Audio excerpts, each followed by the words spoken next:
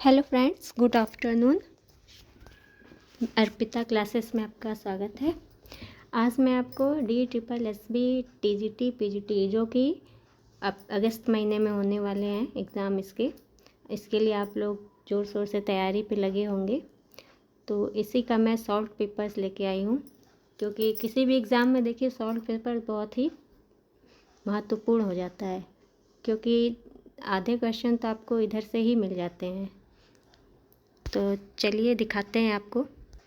ये देखिए TGT की विषय सूची है, 2021 तक के हैं पूरे क्वेश्चंस। इसमें आपको पूरे 2021 तक मिल जाएंगे।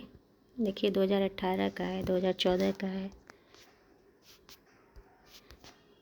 इसी तरह आपको PGT का देखिए, ये भी 2021 तक के पूरे TGT PGT के जितने भी एग्ज़ाम्स हुए हैं इसमें आपको मिल जाएंगे। ठीक है। और ये PDF बहुत लंबी है, इसलिए मैं थोड़े थोड़े करके इसे कराऊंगी। तो चलिए वीडियो शुरू करते हैं। देखिए इसकी व्याख्या भी नीचे दी गई है, आप लोग को अगर पढ़ना होगा तो नीचे पढ़ लीजिएगा। देखिए प्रीप्रवास में किस रस की प्रधानता है? प्रीप्रवास में करुण रस की प्रधानता है। प्रीप्रवास में करुण रस की प्रधानता है। यह खड़ी बोली में लिखा महाकाव्य है। देखिए बहुत ही इम्पोर्टेंट है, यह खड़ी बोली में लिखा प्रथम महाकाव्य है। और ये करुण रस क्यों है? क्योंकि इसमें राधा और कृष्ण के वियोग की बात की गई है। ठीक है। तो प्रीप्रवास में इसे जो है हिंदी का मंगला प्रसाद पारितोषिक भी प्रदान किया गया है। इसी तरह इनके अन्य ग्रंथ देखिए, प्रीप्रवास, पदम प्रसून, चुपते चौपदे, चोखे चौपदे, बोलचाल, रस कलश तथा वैदेही वनवास। ठीक है। अब ये दूसरा क्वेश्चन देखिए, आर्थर कानन डायल से हिंदी का कौन सा उपन्यासकार प्रभावित हुआ है? देखिए कौन सा उपन्यासकार है? गोपाल राम गैमरी। ठीक है। ये जो है जासूसी उपन्यासों के प्रवर्तक माने जाते हैं। इसी तरह आपका तीसरा क्वेश्चन है, सुनंदा जैनेन्द्र की किस कहानी का पात्र है? तो ये है पत्नी कहानी का। कौन सी कहानी है? पत्नी कहानी। इसमें सुनंदा जो है बहुत ही इम्पोर्टेंट पात्र हैं इसकी, बहुत बार एग्ज़ाम में पूछे गए हैं। इनके अन्य कहानी संग्रह देख लीजिए, ये सब हैं। इनके अन्य कहानी संग्रह में आप इनके जो सन दिए हुए हैं वो सब आप याद कर सकते हैं। जैसे खेल, देखिए खेल बहुत महत्वपूर्ण है।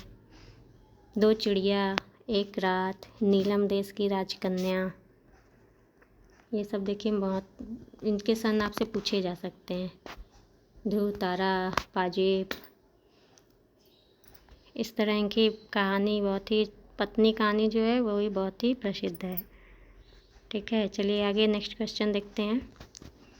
अयोध्या सिंह उपाध्याय हरिऔध की किस रचना में कृष्ण महापुरुष की तरह अंकित हुए हैं? तो किस में हुए हैं? प्रीप्रवास में। प्रीप्रवास के बारे में तो आगे बता दिया है, ये आप लोग पढ़ लीजिएगा। चलिए आगे बढ़ते हैं। निम्नलिखित में से कौन सा उपन्यास डॉक्टर रागे रांघव द्वारा नहीं लिखा गया है? तो ये है भाग्यवती। कौन सा है? भाग्यवती। भाग्यवती रागे रांघव द्वारा नहीं लिखा है, बल्कि बंदूक और बीन, देवकी का बेटा, पक्षी और आकाश, ये जो है रागे और रांघव के हैं। और जो भाग्यवती है वो किसकी है? वो श्रद्धाराम फिलौरी की। भागवती के सन देखिए बहुत ही इम्पोर्टेंट हो गए हैं, 1877 ईस्वी। इसे आप लोग पढ़ लीजिएगा। ठीक है। अब निम्न में से कौन सी शेखर जोशी की रचना नहीं है? शेखर जोशी की रचना देखिए नहीं है आपके, नए पत्ते। नए पत्ते शेखर जोशी की रचना नहीं है। ये आपका है सूर्यकांत त्रिपाठी निराला की रचना है। चलिए आगे बढ़ते हैं। इसी तरह अगर आप लोग पढ़ेंगे, सॉल्व इसको कर लेंगे, तो ये आपके लिए बहुत ही फ़ायदा रहेगा एग्ज़ाम में, क्योंकि आधे से अधिक क्वेश्चन इसमें से ही आ जाते हैं। भले घुमा फिरा के पूछेंगे, लेकिन इसमें से पूछ लेता है आयोग। ठीक है। चलिए देखें आगे। हिंदी में रिपोर्ताज का जनक किसे माना जाता है? तो ये तो सबको पता होगा, ये तो बहुत बार क्वेश्चन आया हुआ है, शिवदान सिंह चौहान को। ठीक है। शिवदान सिंह चौहान के पढ़ लीजिए कौन कौन से हैं। रिपोर्ताज भाषा जो है वो फ्रांसीसी शब्द है, रिपोर्ताज। ठीक है। तो और रूपाप पत्रिका में दिसंबर 1938 में प्रकाशित लक्ष्मीपुरा को हिंदी का प्रथम रिपोर्टाज माना गया है। ये आप लोग पढ़ लीजिएगा। अब देखिए, कुछ आप बीती कुछ जग बीती। आत्मकथा के लेखक कौन है? ये हैं भारतेंदु हरिश्चंद्र। ये भी पूछ लिया जाता है कि कुछ आप बीती कुछ जग बीती ये क्या है, तो आप बता देंगे आत्मकथा है। ऐसे ही भी पूछा जाता है, तो इसको भी आप लोग ध्यान में रखिएगा। चलिए आगे देखते हैं। साकेत महाकाव्य के रचनाकार कौन है? साकेत महाकाव्य के रचनाकार हैं मैथिली शरण गुप्त। इस कामायनी का देखिए याद कर लीजिए 1935 में, और सुमित्रानंद पंत की गुणवंत हेमंत 1900 ईस्वी में। ये बहुत ही महत्वपूर्ण है। भाग्यवती किस प्रकार का उपन्यास है? तो ये भाग्यवती है आपका सामाजिक उपन्यास। कौन सा है? सामाजिक उपन्यास। इसमें समाज की बात कही गई है। भाग्यवती का सन याद कर लीजिए 1877 ईस्वी। ठीक है। अब देखिए आगे आपका बताते हैं, नेक्स्ट क्वेश्चन बताते हैं। बाला बोधनी नामक स्त्री शिक्षा संबंधी पत्रिका के संपादक कौन थे? बाला बोधनी किसका था? भारतेंदु हरिश्चंद्र का। ठीक है, ये तो आप लोग को सबको पता होगा। भारतेंदु हरिश्चंद्र का बाला बोधनी नामक पत्रिका है जो कि स्त्री शिक्षा के लिए है। ठीक है। इसी तरह कवि वचन सुधा मासिक, पाक्षिक और साप्ताहिक तीनों पाई गई है कवि वचन सुधा में। और हरिश्चंद्र मैगजीन मासिक पत्रिका है। ये आपसे पूछ लिया जाता है कि हरिश्चंद्र मैगजीन कहाँ से प्रकाशित हुई है, तो आप बोल देंगे बनारस से। चलिए आगे बढ़ते हैं। ये देखिए, अब यहाँ पर निम्न विकल्पों में कुछ संस्मरण व उनके लेखकों के जोड़े दिए गए हैं। तो इसमें देखिए, चेतना के बिंब गलत है। ठीक है, चेतना का बिंब किसका है? डॉक्टर नगेंद्र का संस्मरण है। और इसके बाद देखिए, ज़्यादा अपनी कम पराई, ये हो गया आपका उपेंद्र नाथ तस्क। मील के पत्थर राम वृक्ष बेनीपुरी। 60 वर्ष एक रेखांकन सुमित्रानंदन पंत। इसके बाद जो है चेतना के बिंब आपका नगेंद्र का संस्मरण है। ये भी याद रख लीजिएगा। चेतना का बिंब क्या है? संस्मरण है। किसका है? नगेंद्र का। ठीक है, चलिए आगे बढ़ते हैं। निम्न में से कौन सा भीष्म साहनी द्वारा रचित नाटक नहीं है? तो कौन सा नहीं है? पैर तले की जमीन। पैर तले की जमीन, ये जो है नाटक है, पैर तले की ज़मीन जो है वो भीष्म साहनी के नाटक नहीं है। ठीक है, ये मोहन राकेश का अधूरा नाटक है। और कबीरा खड़ा बाजार में इसका सन आप लोग याद कर लीजिए 1981। ये इम्पॉर्टेंट है। अब देखिए, झबरा कुत्ते का वर्णन प्रेमचंद्र की किस कहानी में किया गया है? तो ये है पूस की रात कहानी में। ठीक है, पूस की रात कहानी में झबरा कुत्ते का वर्णन किया गया है। इसी तरह ये आप लोग पढ़ लीजिए, इनके पात्र कौन कौन से हैं, क्योंकि बहुत ज़्यादा क्वेश्चंस हो गए हैं तो इसको मैं धीरे धीरे कराती रहूँगी। चलिए आगे बढ़ते हैं। चलिए 15वां क्वेश्चन देखिए, चीड़ों पर चांदनी किसका निबंध है? ये निबंध है निर्मल वर्मा का। ये सब तो आपको बहुत इजी मिल जाएंगे, लेकिन ये कि ध्यान देना पड़ेगा, क्योंकि बहुत 4 ऑप्शन में आते ही सब लोग गड़बड़ा जाते हैं कि इसका आंसर क्या होगा। ठीक है, चीड़ों पर चांदनी निर्मल वर्मा का क्या है? निबंध है। क्या है? निबंध है। चीड़ों पर चांदनी निबंध है। ठीक है, और निर्मल वर्मा को देखिए बहुत सारे पुरस्कार मिले हैं, जैसे साहित्य अकादमी पुरस्कार, उत्तर प्रदेश संस्थान पुरस्कार, ज्ञानपीठ पुरस्कार, ये सब निर्मल वर्मा को मिले हैं। और चीड़ों पर चांदनी के सन याद कर लीजिए 1964 ईस्वी। ठीक है, अब आगे देखिए, मेरी जीवन यात्रा किसकी रचना है? ये है राहुल संस्कृत्यायन की।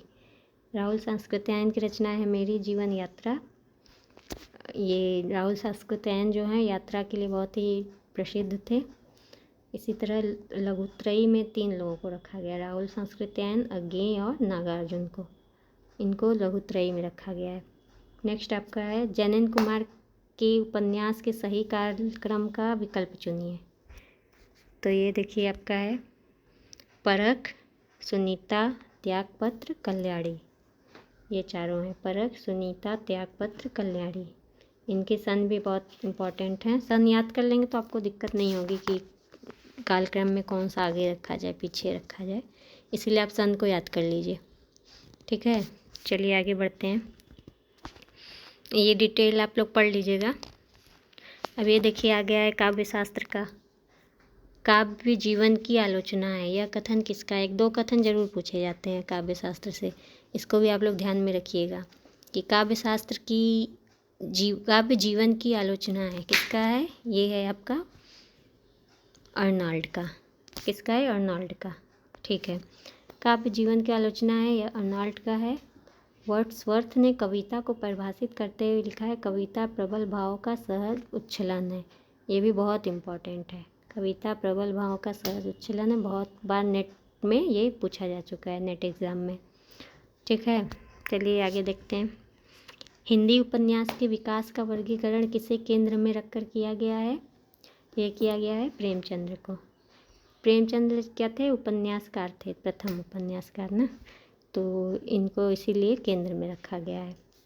ये देखिए प्रथम उत्थान था प्रेमचंद्र युग, द्वितीय उत्थान को प्रेमचंद्र युग बोलते थे, प्रथम उत्थान को प्रेमचंद्र पूर्व युग। ठीक है, ये दोनों ध्यान में रखिएगा। तृतीय उत्थान को प्रेमचंद्रोत्तर युग, चतुर्थ उत्थान को आधुनिक बोध का उपन्यास। चलिए आगे बढ़ते हैं। अब इसके बाद 20वां क्वेश्चन देखिए है। मैं यहाँ थोड़े थोड़े क्वेश्चन ही कराऊंगी क्योंकि बहुत ज़्यादा PDF है लंबा, तो आज मैं 20 क्वेश्चन तक कराऊंगी। इसके बाद कल नीचे कमेंट में आप लोग बताइएगा वीडियो पसंद आएगी तो, और फिर आगे मैं कराऊंगी, इस पूरे PDF को करा दूंगी एग्ज़ाम से पहले तक।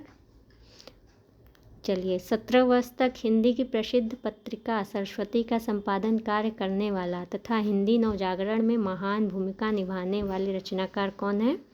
तो ये हैं आपके महावीर प्रसाद द्विवेदी, जो कि 17 वर्ष तक हिंदी की प्रसिद्ध पत्रिका सरस्वती का संपादन किया। सबसे ज़्यादा लगातार लंबा इन्हीं का कार्यकाल था, 1903 से 1920 तक। ठीक है, ये देखिए बहुत एग्ज़ाम में गड़बड़ी कर देता है कि प्रथम संपादक कौन थे और सबसे लंबे समय तक कौन थे, द्वितीय संपादक कौन थे, तृतीय संपादक कौन थे, ये सब ध्यान से आप लोग पढ़ लीजिए। तो चलिए वीडियो को यही ख़त्म करते हैं। अब मिलेंगे नेक्स्ट वीडियो लेके इसी के आगे पार्ट में। तो यहाँ बने रहने के लिए, चैनल पे बने रहने के लिए आप इसे लाइक और सब्सक्राइब कर दीजिए। चलिए फिर मिलते हैं आगे नेक्स्ट पार्ट लेके, तब तक के लिए थैंक यू।